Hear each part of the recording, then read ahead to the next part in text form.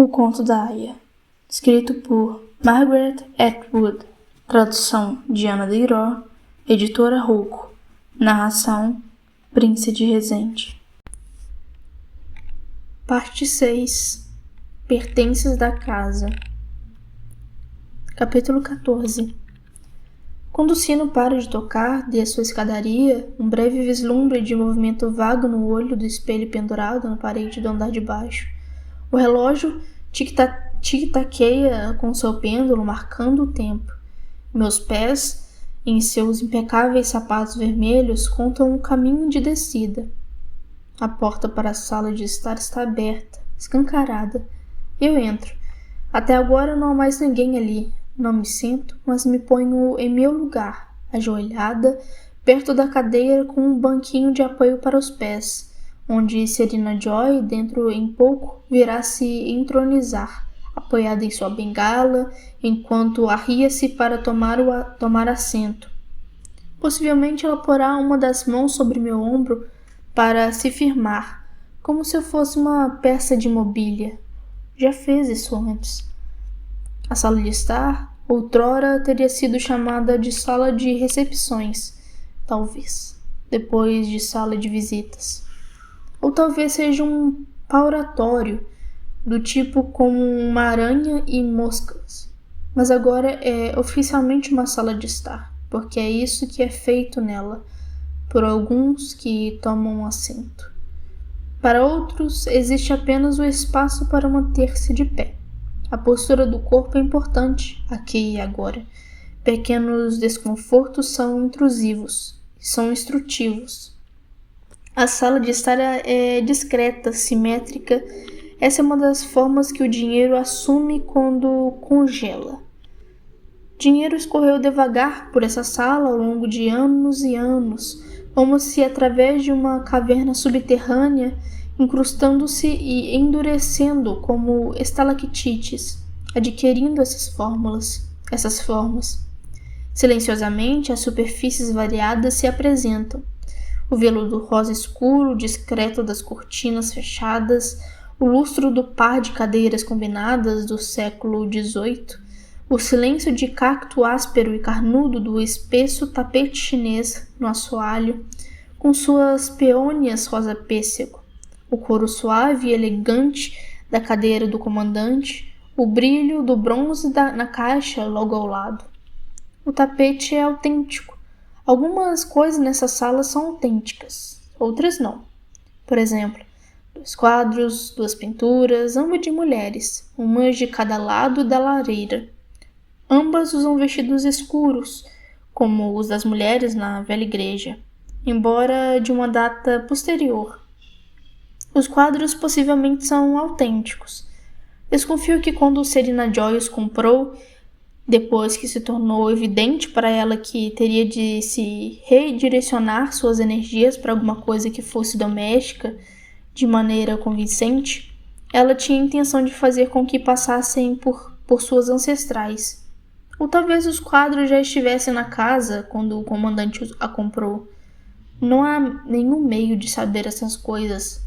Em todo caso, lá estão elas penduradas, de costas e bocas rígidas, os seios comprimidos, os rostos atormentados, as toucas engomadas, a pele branco-acinzentada guardando a sala com os seus olhos estreitados.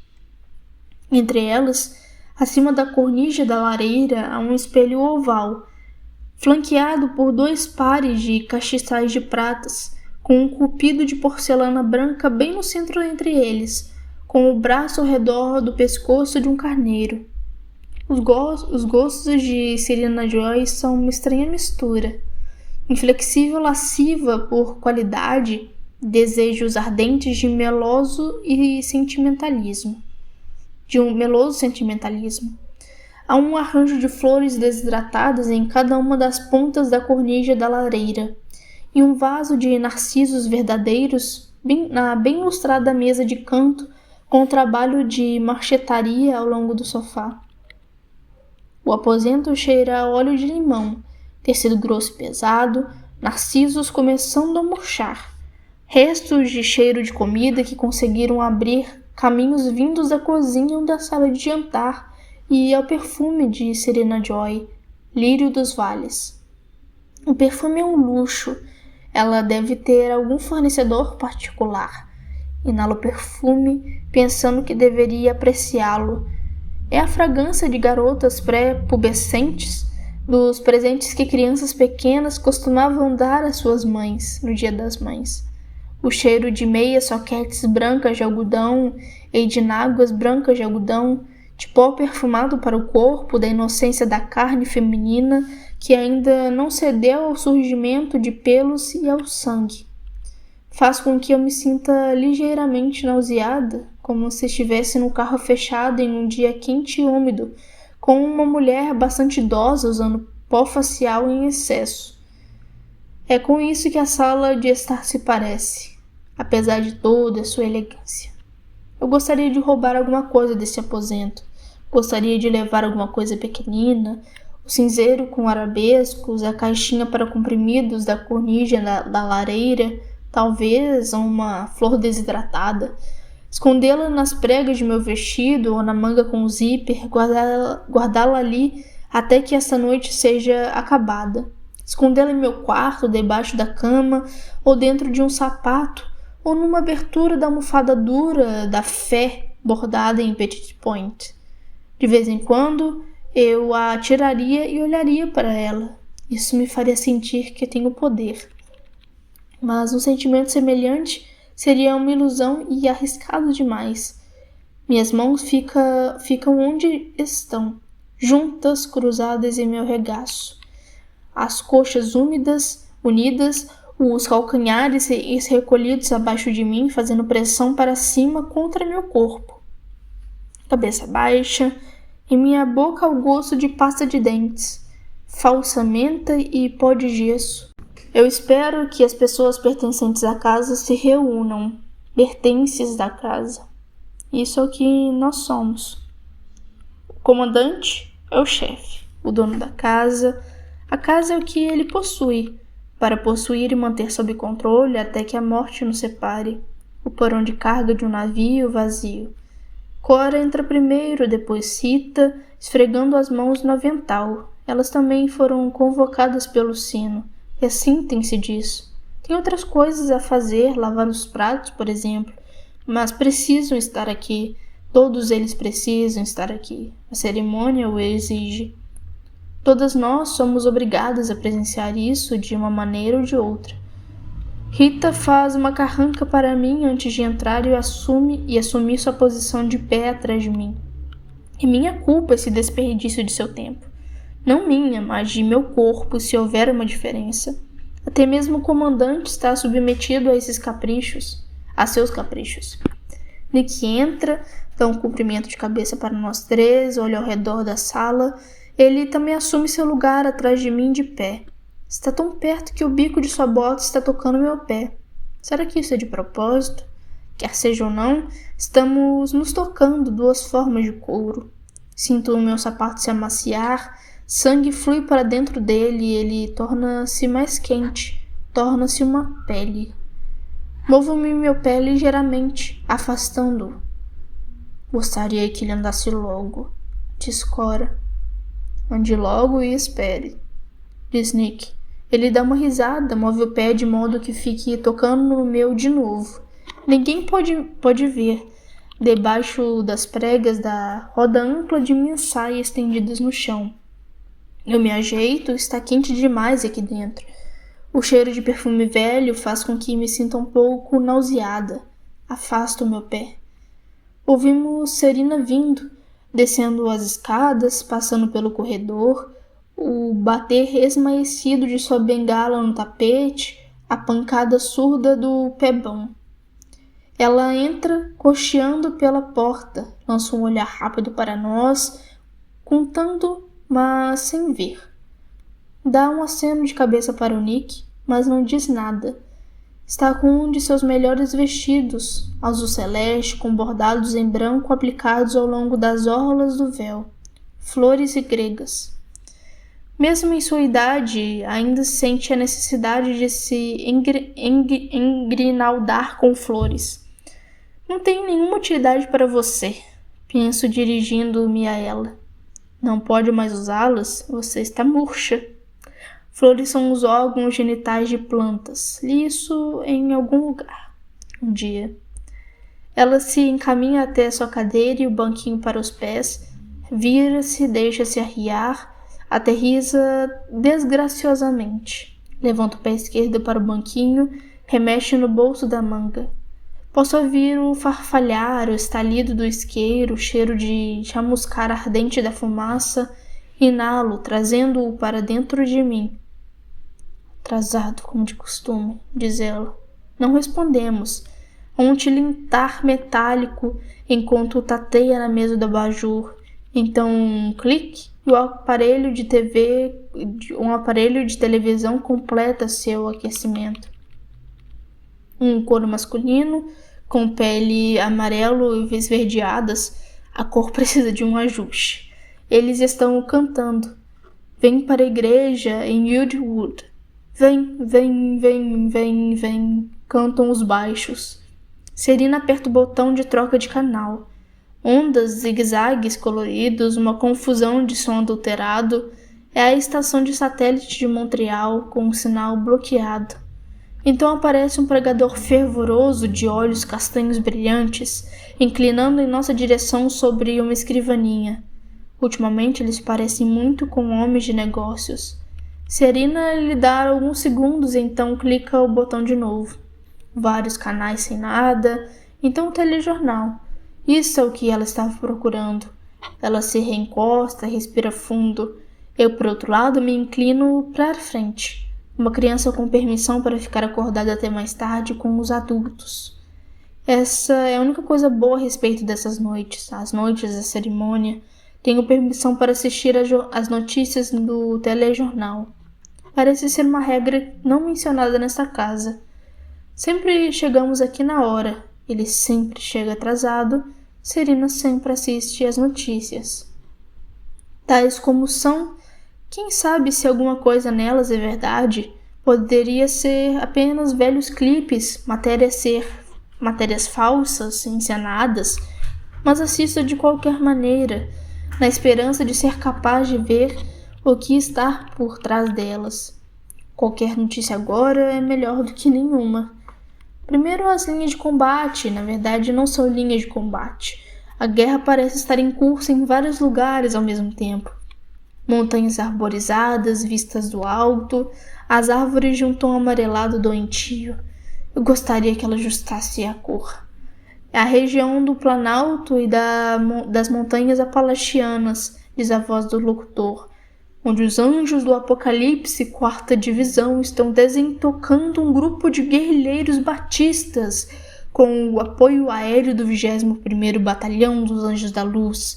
Vemos 2 helicópteros pretos com asas prateadas pintadas dos lados. Abaixo deles, um grupo de árvores explode. Agora uma tomada em close de um prisioneiro de rosto com barba por fazer e sujo, flanqueado por 2 anjos em seus elegantes uniformes pretos. O prisioneiro aceita um cigarro de um dos anjos, põe desajeitamente entre os lábios com as mãos amarradas. Ele dá um pequeno sorriso enviesado. O locutor está dizendo alguma outra coisa, mas não ouço. Olho bem nos olhos daquele homem, tentando descobrir o que ele está pensando. Ele sabe que a câmera está mostrando. Será o sorriso uma demonstração de desafio ou de submissão? Será que está constrangido por ter sido apanhado? Eles só mostram as vitórias, nunca as derrotas. Quem quer saber de mais notícias? Possivelmente ele é um ator. A âncora agora aparece na tela. A expressão dele é gentil, paterna, olha para nós na tela, parecendo com sua pele bronzeada, cabelo branco e olhos sinceros, cercado por rugas de sábia vivência, como o avô ideal de todo mundo. O que ele está nos dizendo, seu sorriso comedido sugere, é para nosso próprio bem. Tudo estará resolvido brevemente. Eu prometo, haverá paz. Vocês têm que ter confiança. Vocês devem ir dormir como crianças bem comportadas. Ele diz o que ansiamos por acreditar. É muito convincente. Luto contra ele. É como um velho ator de cinema, digo a mim mesma, com dentes falsos e rostos conseguido através de plástica. Ao mesmo tempo, me inclino de leve em sua direção como uma pessoa hipnotizada. Quem dera isso fosse verdade. Quem dera eu pudesse acreditar nisso.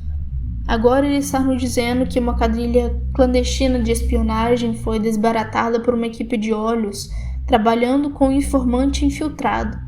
A quadrilha estava contrabandeando preciosos recursos naturais através da fronteira para o Canadá.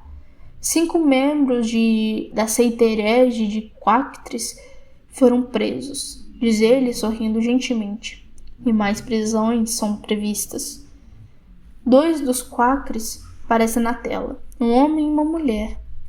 Eles parecem aterrorizados, mas estão tentando preservar alguma dignidade diante da câmera. O homem tem uma grande marca escura na testa. O véu da mulher foi arrancado e seu cabelo cai em mechas sobre a testa. Ambos têm cerca de 50 anos. Agora podemos ver a cidade, de novo uma vista aérea. Isso costumava ser Detroit. Ao fundo, sob a voz do locutor, há um som surdo de artilharia. Da linha do horizonte, com a cidade em silhueta, sobem rolos de fumaça. O ressentimento dos filhos de Cam continua a ser feito de acordo com os planos, diz o rosto rosado tranquilizador de volta à tela. 3.000 chegaram essa semana ao território nacional autônomo 1, com mais 2 em trânsito. Como estão transportando tanta gente ao mesmo tempo? Trens? Ônibus? Não nos mostram quaisquer imagens disso. O território nacional autônomo 1 fica em Dakota do Norte. Só Deus sabe o que eles irão fazer depois que chegarem lá. Ser fazendeiros é a teoria. Serena Joy já se fartou de notícias. Impacientemente, aperta o botão de troca de canais. Encontra um barítono baixo de bochechas que parecem Uberes vazios. Whispering Hope, um hino gospel, é o que está cantando. Serena desliga a televisão. Nós esperamos. O relógio no vestíbulo tic-tateia. Serena acende outro cigarro e eu entro no carro. É sábado de manhã, é o mês de setembro, ainda temos um carro. Outras pessoas tiveram que vender os seus. Meu nome não é Alfred. Tem outro nome que ninguém usa porque é proibido. Digo a mim mesmo que isso não tem importância. Seu nome é como um número de seu telefone, útil apenas para os outros. Mas o que digo a mim mesma está errado, tem importância sim.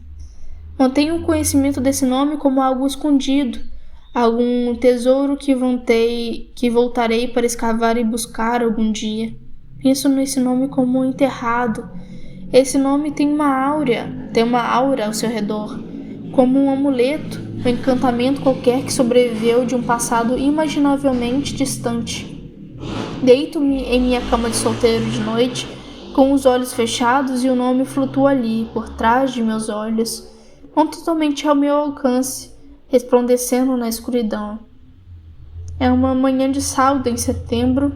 Estou usando meu nome resplandecente. A garotinha que está morta está sentada no banco de trás, com suas 2 melhores bonecas e o coelho de pelúcia, rançoso de velhice e de amor. Conheço todos os detalhes. Eles são detalhes sentimentais, mas não posso fazer nada para mudar isso. Entretanto, não posso pensar demais no coelho. Não posso começar a chorar aqui no tapete chinês, respirando a fumaça que esteve dentro do corpo de Serena. Não aqui, não agora. Posso fazer isso mais tarde. Ela pensou que estivéssemos saindo para um piquenique, e de fato há uma cesta de piquenique no banco de trás, ao lado dela, com comida de verdade dentro, ovos cozidos, garrafa térmica e tudo mais. Não queríamos que ela soubesse para onde estávamos realmente indo. Não queríamos que ela contasse, por engano, que revelasse alguma coisa se fôssemos detidos. Não queríamos impor-lhe o fardo de nossa verdade. Eu calçava minhas botinas de caminhada e ela seu tênis. Os cadastros do tênis tinham um desenho de corações, vermelhos, roxos, cor-de-rosa e amarelos. Estava quente para a época do ano, as folhas já estavam mudando de cor, algumas. Luke dirigia. Eu estava sentado ao lado dele, o sol brilhava, o céu estava azul. As casas pelas quais passávamos pareciam tranquilizadoras e comuns. Cada casa, à medida que era deixada para trás, desaparecia num tempo passado. Desintegrava-se em um instante como se nunca tivessem existido, porque não queríamos vê-la novamente, ou pelo menos então assim pensávamos. Não temos quase nada conosco. Não queremos parecer que estamos indo para algum lugar distante ou permanentemente. Temos os passaportes falsos garantidos que valem o preço que custaram. Não podemos pagar em dinheiro, é claro, nem pôr na conta. Usamos outras coisas. Algumas joias que eram de minha avó, uma coleção de selos que Luke herdou de seu tio. Coisas desse tipo podem ser trocadas por dinheiro em alguns países. Quando chegarmos à fronteira, fingiremos que estávamos fazendo uma viagem de um dia. Os vistos são para um dia. Antes disso, darei a ela comprimidos para dormir, de modo que esteja dormindo quando cruzarmos a fronteira. Deste modo, ela não nos trairá. Não se pode esperar que uma criança minta de maneira convincente. Não quero que ela se sinta assustada, e sinto medo que agora está contraindo meus músculos, tensionando minha coluna, me deixando tão retesada que tenho certeza que me quebraria se fosse tocada. Cada sinal para parar é uma tortura. Passaremos a noite em um motel, ou melhor, dormindo no carro numa estrada secundária, de modo que não haja quaisquer perguntas desconfiadas. Atravessaremos a fronteira de manhã, cruzando a ponte de carro com facilidade, do mesmo modo que se vai de carro até o supermercado. Entramos na autoestrada, seguimos rumo ao norte, fluindo em meio a não muito tráfego. Desde que a guerra começou, a gasolina tornou-se cara e escassa, difícil de obter. Fora da cidade, passamos pelo primeiro posto de inspeção e controle. Tudo o que querem examinar a licença, o que se sai bem nisso. A licença é a mesma do passaporte. Pensamos nisso. Depois que voltamos à estrada, ele aperta minha mão e lança um olhar rápido para mim. Você está pálida como a morte. É assim que me sinto. Pálida, desanimada, diluída. Sinto-me transparente. Certamente olharão para mim e perceberão minhas intenções. Pior, como poderei continuar agarrada a Luke, agarrada a ela quando estou tão desanimada, tão pálida? Sinto-me como se não restasse muito de mim. Eles escorregarão por entre os meus braços como se fosse feita de fumaça, como se eu fosse uma miragem, desvanecendo-me diante de seus olhos. Não pense assim, Moira, diria Moira. Não pense assim, diria Moira. Fique pensando assim e fará com que aconteça. Anime-se, disse Luke. Ele agora está dirigindo um pouco depressa demais. A adrenalina lhe subiu à cabeça, agora ele está cantando. Ah, que linda manhã, canta. Até seu cantar me preocupa. Fomos advertidos para não parecer muito contentes. Capítulo 15. O comandante bate à porta. O bater é prescrito. Presume-se que a sala de estar seja território de Serena Joy. Presume-se que ele deva pedir permissão para entrar. Ela gosta de fazê-lo esperar. É uma ninharia, mas nessa casa as ninharias são muito importantes. Esta noite, contudo, ela nem sequer tem essa satisfação, porque antes que Serena Joy possa falar, ele avança e entra no aposento de qualquer maneira. Talvez apenas tenha se esquecido do protocolo, mas talvez seja deliberado. Quem sabe o que ela lhe disse, sentada do outro lado da mesa de jantar incrustada de prata? Ou não disse? O comandante está vestido em seu uniforme preto, no qual ele parece um guarda de museu. Um homem semi-aposentado, cordial, mas cauteloso, matando o tempo. Mas só um primeiro olhar. Depois disso, ele parece um presidente de banco do meio oeste, com seu cabelo liso, grisalho, bem escovado, a postura sóbrias, os ombros ligeiramente curvados. E depois disso há o bigode, também grisalho, e depois disso seu queixo, que realmente não se pode deixar de notar. Quando você chega até o queixo, ele parece um anúncio de vodka, uma revista luxuosa de tempos passados. A conduta dele é moderada, as mãos grandes, com dedos grossos e polegares aquisitivos.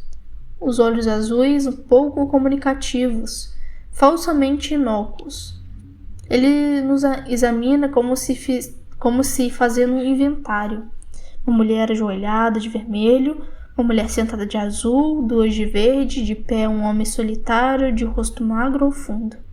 Ele consegue parecer perplexo, como se não conseguisse se lembrar muito bem de como todos nós viemos parar aqui, como se fôssemos alguma coisa que herdou, como um órgão pneumático vitoriano, e ele ainda não tenha descoberto o que fazer conosco, quanto nós valemos.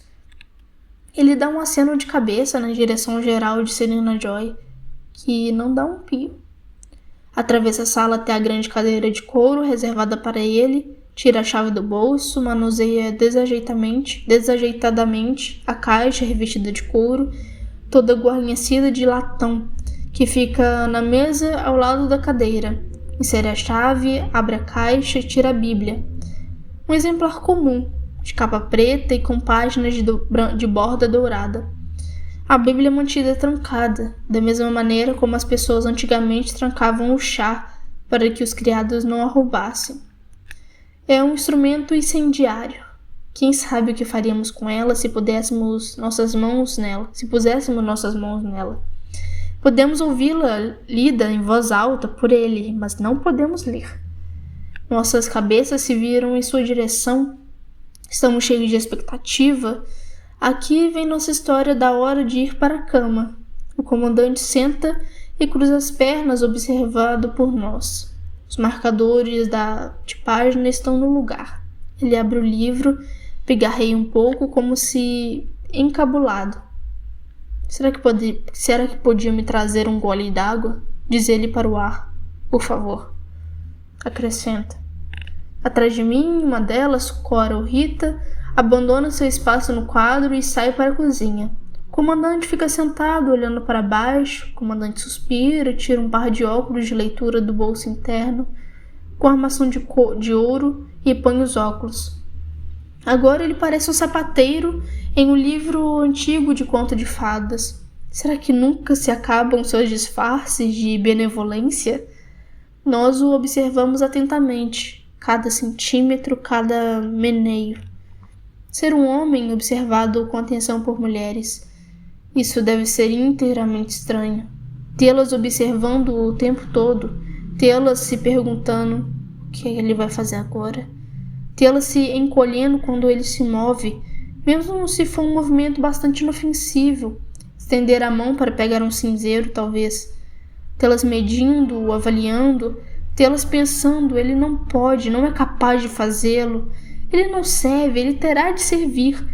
Este último como se fosse uma peça, como se ele fosse uma peça de vestuário, fora de moda, ordinária, que deve, não obstante, ser vestida porque não há nada mais disponível. Tê-las enganando, testando, provocando, experimentando, enquanto ele se enfia nelas para o ato sexual, como se enfia uma meia num pé, até a base de seu próprio toco, aquele seu polegar adicional e sensível, seu tentáculo, seu olho de lesma de talo delicado que se salienta, se espelha, se expande, recua e murcha, encolhendo-se de volta para dentro de si, mesmo quando tocado de maneira errada. Cresce tornando-se grande de novo, fazendo um ligeiro bojo na ponta, viaja para frente como se ao longo de uma folha para penetrar nelas, ávido por uma visão. Alcançar a visão dessa maneira, essa jornada para o interior de uma escuridão que é composta de mulheres, uma mulher, que pode ver na escuridão enquanto ele próprio se esforça cegamente para a frente. Ela observa de dentro. Todas nós o estamos observando. É uma coisa que realmente podemos fazer e não é sem nenhum motivo. Se ele vier a vacilar, falhar ou morrer, o que seria feito de nós? Não é de admirar que ele seja como uma bota, duro por fora, dando forma de uma polpa de aprendiz. Isso é apenas um desejo. Eu o tenho observado há algum tempo e ele não deu nenhuma indicação de maciez. Mas cuidado, comandante, digo ele em minha cabeça. Estou de olho em você. Um movimento em falso e estarei morta. Ainda assim, deve ser um inferno ser um homem dessa maneira. Deve ser muito bom. Deve ser um inferno. Deve ser muito silencioso. A água aparece, o comandante bebe. Obrigado, diz ele. Cora retorna para seu lugar suavemente. O comandante faz uma pausa, olhando para baixo, esquadrinhando a página. Ele não se apressa como se inconsciente de nós. Parece um homem brincando com um bife no prato, atrás da vidraça de um restaurante, fingindo não ver os olhos que o observam da escuridão faminta a menos de 90 centímetros de seu cotovelo. Inclinamo-nos um pouco em sua direção, limalha de ferro para seu ímã. Ele tem alguma coisa que não temos. Tem a palavra. Como a desperdiçamos um dia. O comandante, como se relutantemente, começa a ler.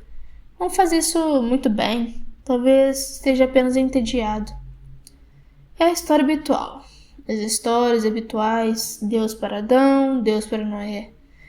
Frutificai e multiplicai-vos e enchei abundantemente a terra. Então vem aquele velho bolorento. Então vem aquele negócio velho e bolorento da Raquel e da Lia que nos martelam na cabeça no centro. Dai-me filhos, você não amou, estou no lugar de Deus que te impediu o fruto de teu ventre. E ela lhe disse, eis aqui minha serva, Bília, entra nela para que tenha filhos sobre os meus joelhos e eu assim receba filhos por ela. E assim por diante, interminavelmente. Ouvimos isso ser lido para nós todo dia de manhã durante o desjejum, enquanto sentávamos na cafeteria da escola, comendo mingau com creme e açúcar mascavo. Vocês estão recebendo o que há de melhor, dizia a tia Lídia. Temos uma guerra em curso. As coisas são racionadas. Vocês são garotas mimadas, dizia num piscar de olhos, como se estivesse zangando com uma gatinha de estimação. Sua gata levada.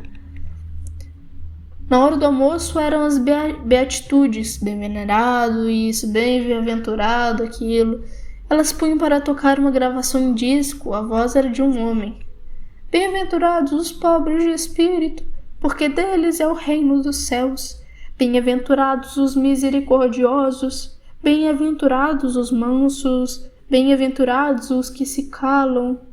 Eu sabia que esse último eles tinham inventado, sabia que estava errado e que tinham excluído parte deles também, mas não havia nenhuma maneira de verificar.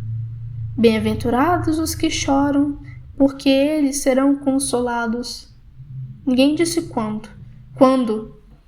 Consulto o relógio durante a sobremesa, peras em conserva com canela, padrão para o almoço, e procuro por Moira em seu lugar, 2 mesas mais adiante. Ela já se foi.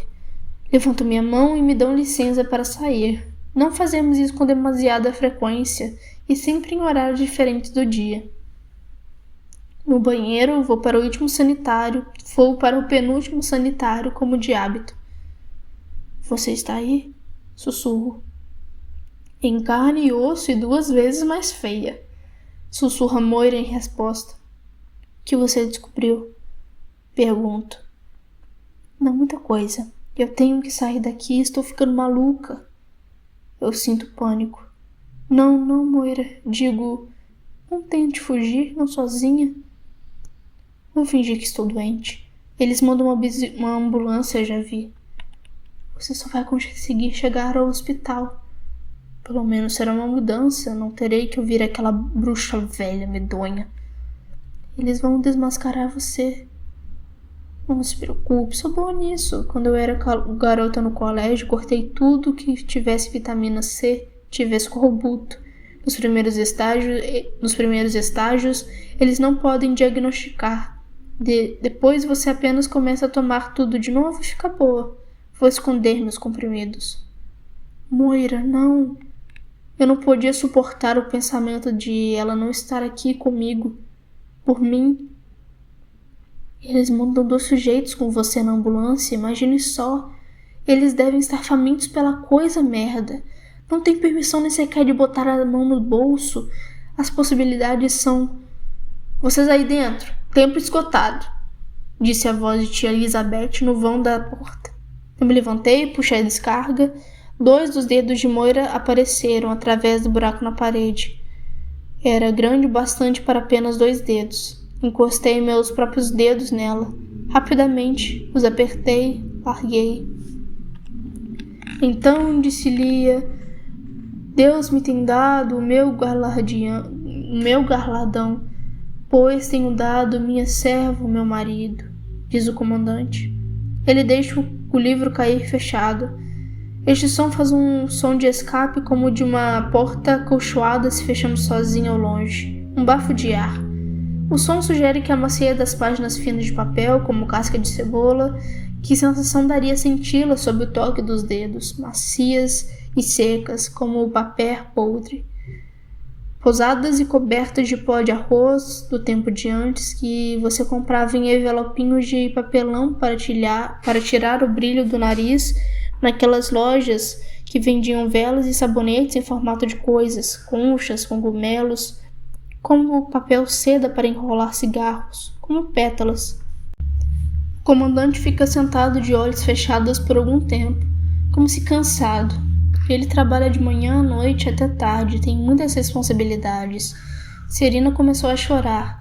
Posso ouvi-la atrás de minhas costas. Não é a primeira vez. Ela sempre faz isso na noite da cerimônia. Está tentando não fazer nenhum barulho, está tentando preservar sua dignidade diante de todos nós. Os estofados e os tapetes abafam seus sons, mas podemos ouvi-la claramente a despeito disso. A tensão entre sua falta de controle e sua tentativa de reprimi-la é horrível. É como um peido numa igreja. Sinto, como sempre, uma enorme vontade de rir, mas não porque ache que seja engraçado. O cheiro de seu pranto se espalha sobre nós e fingimos ignorá-lo. O comandante abre os olhos, repara, franze o senho, para de reparar. Agora teremos um momento de prece silenciosa. Diz o comandante, pediremos uma bênção e sucesso em todos os nossos empreendimentos. Eu inclino minha cabeça e fecho os olhos. Ouço a respiração suspensa, os arquejos, os contidos, quase inaudíveis. O tremor que acontece atrás de minhas costas. Como ela deve me odiar, penso. Rezo silenciosamente. Nolit de bastard carbonaro dorum. Não sei o que significa, mas me soa correto, apropriado. E terá que servir, porque não sei mais o que dizer a Deus. Não agora, não como se costumava dizer nessa conjuntura. A escrita arriscada na parede de meu armário flutua diante de mim, deixada por uma mulher desconhecida com o rosto de Moira. Eu a vi sair para a ambulância numa maca carregada por 2 anjos. O que é? Perguntei, movendo apenas os lábios para a mulher ao meu lado. Bastante segura, uma pergunta assim para qualquer uma, exceto uma fanática. Uma febre. Ela respondeu apenas com os lábios. Apendicite, dizem. Eu estava jantando naquela noite, bolinhas de carne de hambúrguer com batatas cozidas picadas e fritas com cebolas.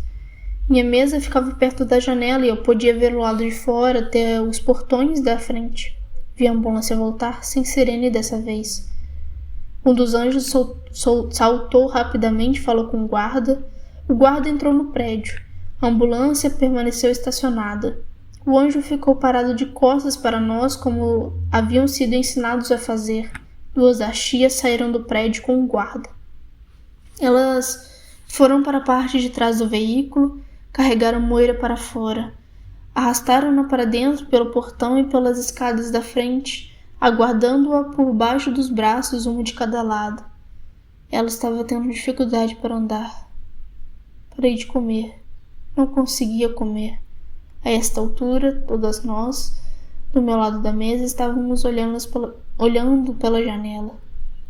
A janela era esverdeada com aquela tela de malha fina de metal que costumávamos pôr dentro das vidraças. Tia Lídia disse: "Como o seu jantar?" Ela foi até a janela e puxou a cortina de rolo. Eles a levaram para a sala que costumava ser o laboratório de ciência. Era uma sala onde nenhuma de nós entrava voluntariamente. Depois, ela ficou sem poder andar durante uma semana. Seus pés não entravam nos sapatos. Estavam inchados demais. Eram nos pés que batiam, em caso de primeira ofensa. Usavam cabos de fios de aço com as pontas destorcidas. Depois disso eram as mãos. Elas não se importavam com o que fizessem com seus pés e mãos, mesmo se fosse permanente. "Lembrem-se", dizia a tia Lídia, "para nossos objetivos, seus pés e suas mãos não são essenciais." Moira foi deitada em sua cama para servir de exemplo. "Ela não deveria ter tentado, não com os anjos", disse Alma, da cama ao lado mais adiante. "Tivemos que carregá-las para as aulas. Roubamos saquinhos de papel de açúcar adicionais para ela da cafeteria nas refeições ou contrabandeávamos para ela à noite, passando-os de uma cama para outra. Provavelmente ela não precisava do açúcar, mas era a única coisa que pudemos encontrar para roubar, para dar. Ainda estou rezando, mas o que estou vendo são os pés da Moira. O estado em que estavam depois que a trouxeram para cá. Seus pés não pareciam absolutamente pés. Pareciam pés afogados, inchados e sem ossos, exceto pela cor. Eles pareciam pulmões. Ah, Deus, suplico. Nolite te bastardos carborudarum. É isso que tinha em mente? O comandante pigarreia. Isso é o que ele faz para nos dar conhecimento de que, em sua opinião, está na hora de pararmos de rezar. Porque, quanto ao Senhor, seus olhos passam por toda a terra para mostrar-se forte a favor daqueles cujo coração é perfeito para com ele, diz ele. Isso assinala o encerramento. Ele se levanta, estamos dispensados. Capítulo 16. A cerimônia se desenrola como de hábito. Deito-me de barriga para cima, completamente vestida, exceto pelos amplos calções de algodão. O que poderia ver se abrisse meus olhos seria o grande dossel branco da enorme cama de 4 colunas em estilo colonial de Serena Joy, suspenso como uma nuvem pendente acima de nós, uma nuvem ornada com minúsculas gotas de chuva de prata que, se olhadas de perto, se revelariam ser flores de 4 pétalas. Eu não veria o tapete, que é branco, nem as cortinas enfeitadas com ramos e a penteadeira orlada de saia, com seu conjunto de escova e espelho com dorso de prata.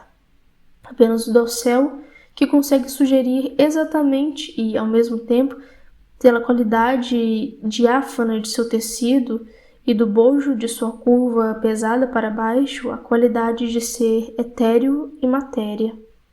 Ou a vela de um barco, grandes velas enfunadas costumavam dizer em poemas. Vela bujuda de barriga, impelido para a frente pelo bojo profundo que forma a vela cheia e esticada pelo vento.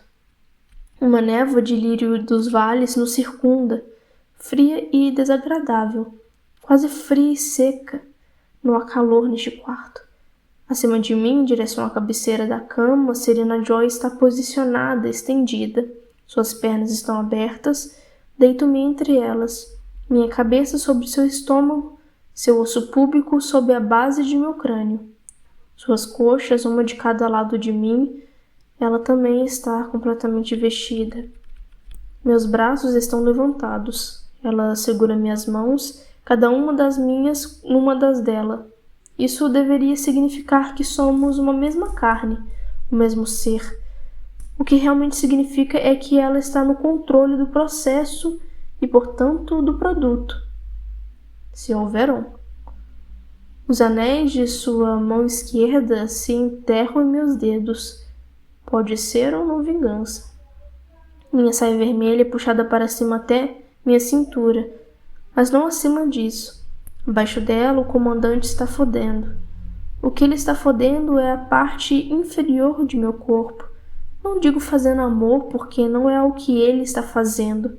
Copular também seria inadequado, porque teria como pressuposto duas pessoas e apenas uma está envolvida. Tampouco estupro descreve o ato. Nada está acontecendo aqui que eu não tenha concordado formalmente em fazer. Não havia muita escolha, mas havia alguma e isso foi o que eu escolhi. Portanto, me mantenho deitado imóvel e imagino o dossel que não vejo acima de minha cabeça. Posso me lembrar do conselho da Rainha Vitória para sua filha.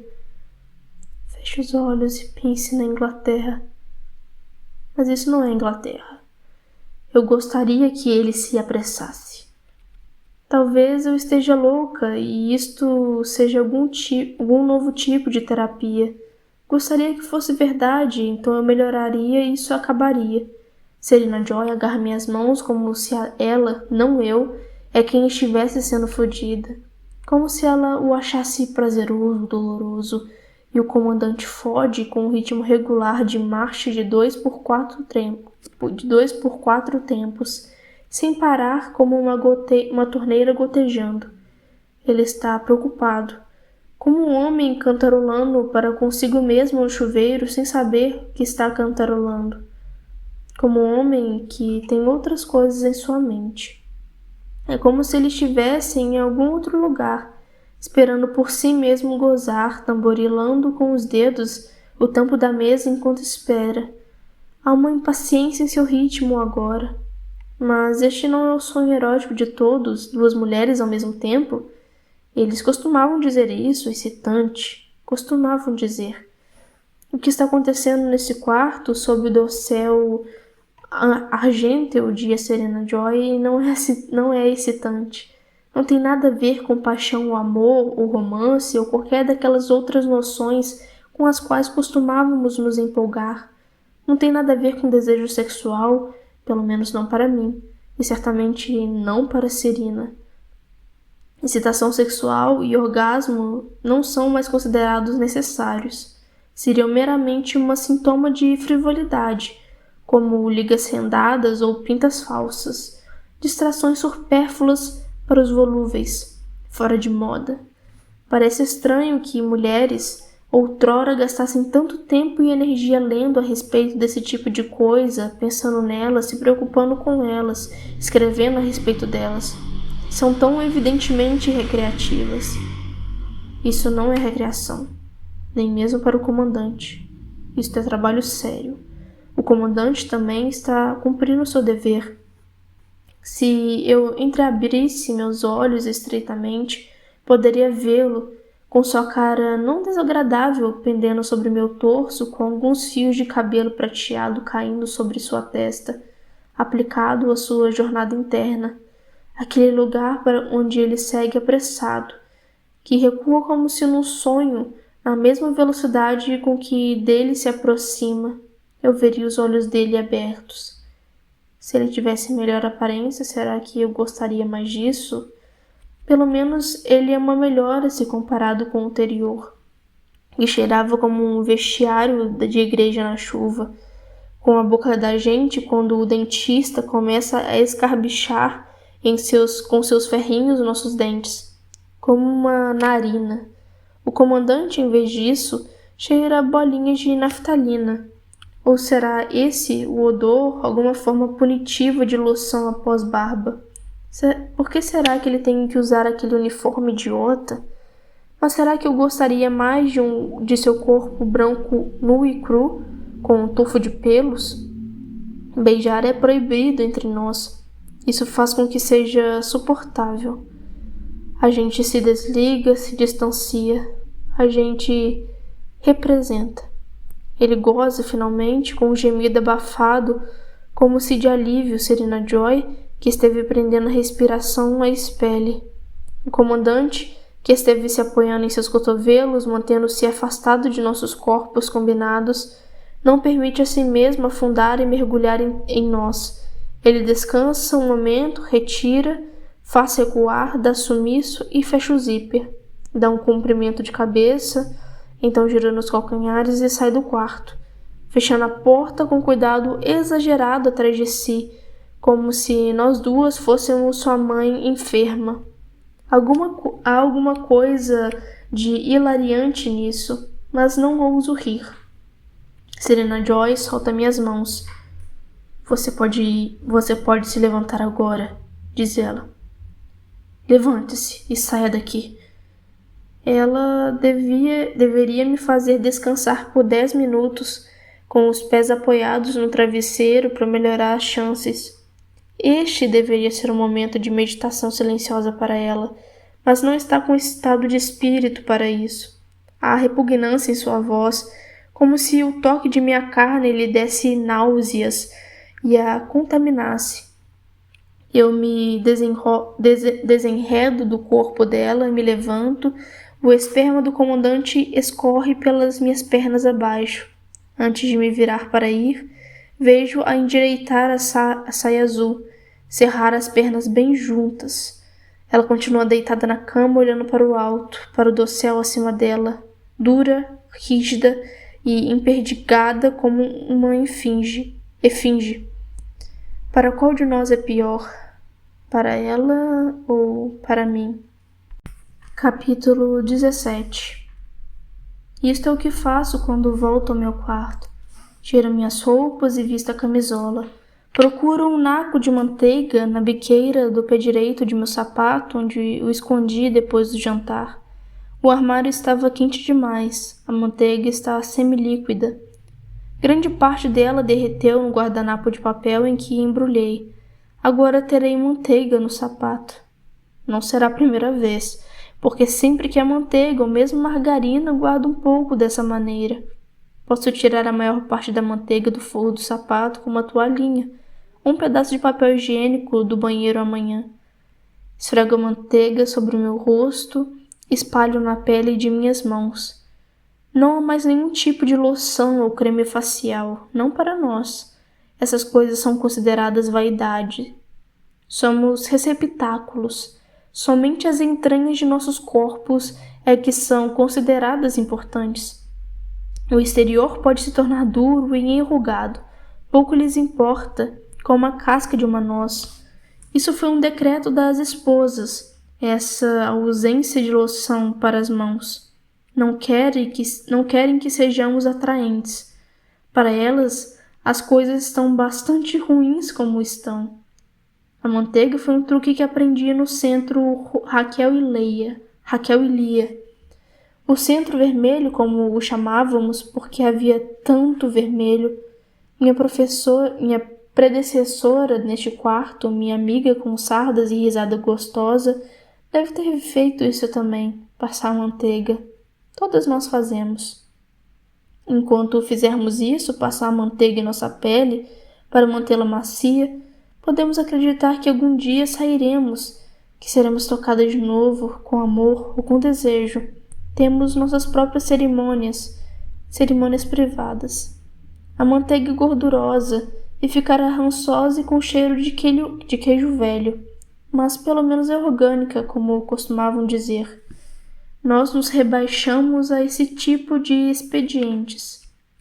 Desuntado de manteiga, e deito em minha cama de solteiro, reta como uma torrada. Não consigo dormir.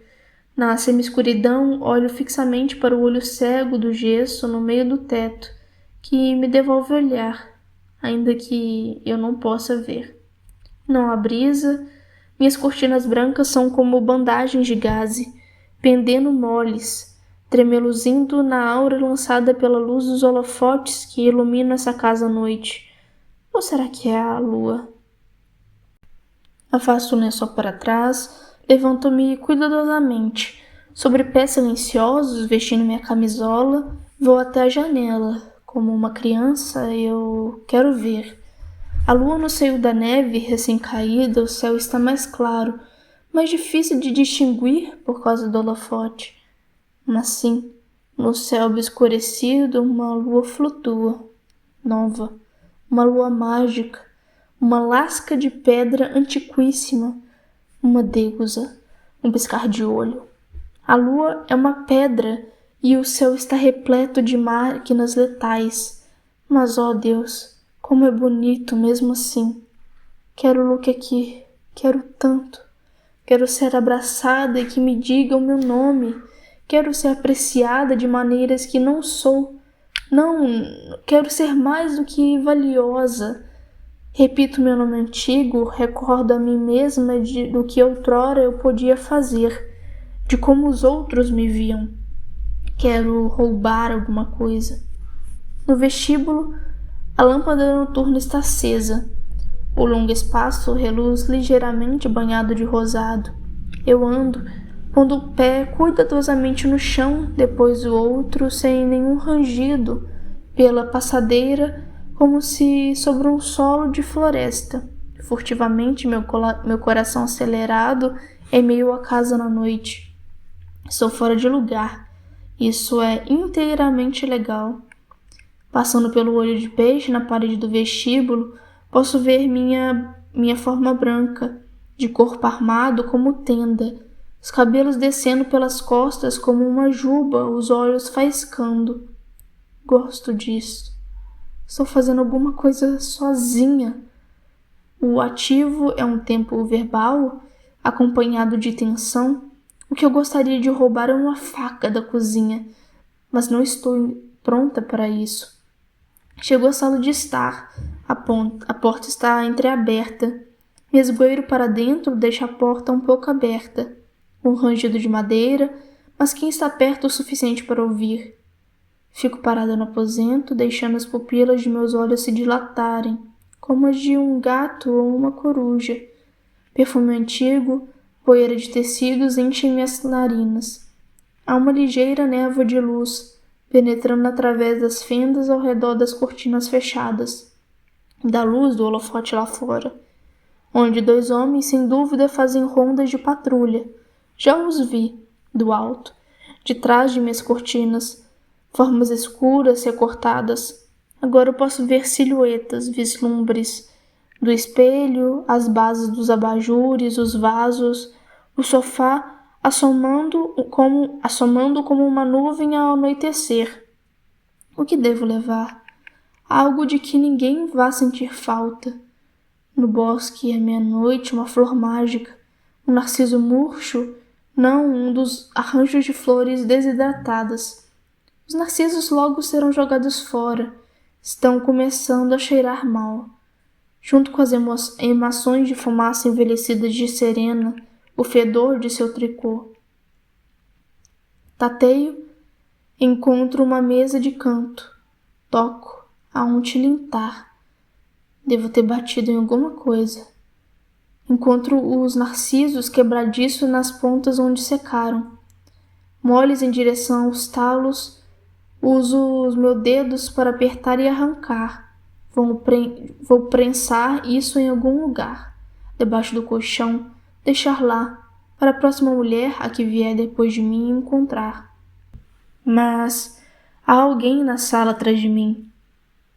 Ouço o passo, tão silencioso quanto o meu, o rangido da mesma tábua do piso, a porta se fecha atrás de mim, com um pequeno clique, cortando a luz.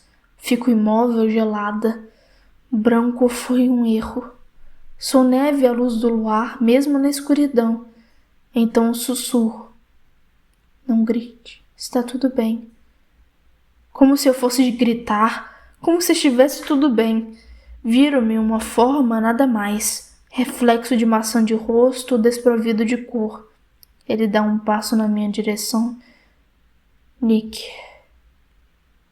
o que você está fazendo aqui? Não respondo. Ele também está ilegal aqui comigo, não pode me entregar, nem eu a ele. Por enquanto somos espelhos. Ele põe a mão no meu braço, me puxa contra seu corpo. Sua boca sobre a minha, que mais reluta de tanta negação, sem uma palavra. Os dois tremendo. Ah, eu gostaria tanto. No pauratório de Serena, com flores secas, no tapete chinês, seu corpo magro, um homem inteiramente desconhecido. Seria como gritar, seria como balear alguém. Minha mão desce. Que tal isso? Eu poderia desabotoar e então... Mas é perigoso demais, ele sabe. Nos afastamos um do outro não muito.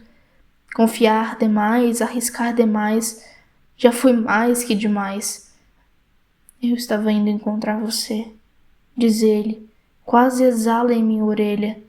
Quero virar para cima, sentir o gosto de sua pele, ele me deixa com fome. Os dedos dele se movem pegando meu braço por baixo da manga da camisola, como se a mão dele se recusasse a ouvir a sensatez. É tão bom ser tocada por alguém, ser segurada com tanta avidez, sentir-me tão ávida. Luke, você saberia, você compreenderia. É você aqui, em outro corpo. Mentira.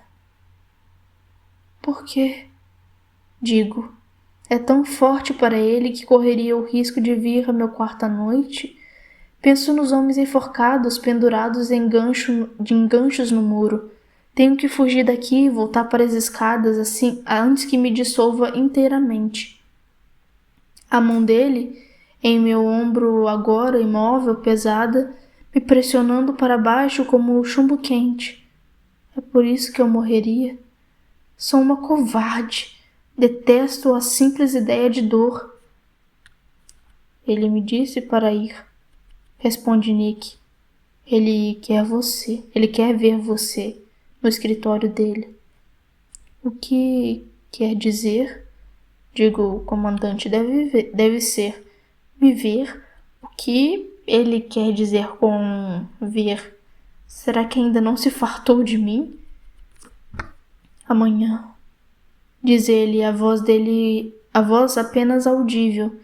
No salão escuro, nos afastamos um do outro, lentamente, como se atraídos um pelo outro por uma força corrente, separados também por mãos igualmente fortes. Encontro a porta, giro a maçaneta, dedos na porcelana fria, abro. É tudo o que posso fazer.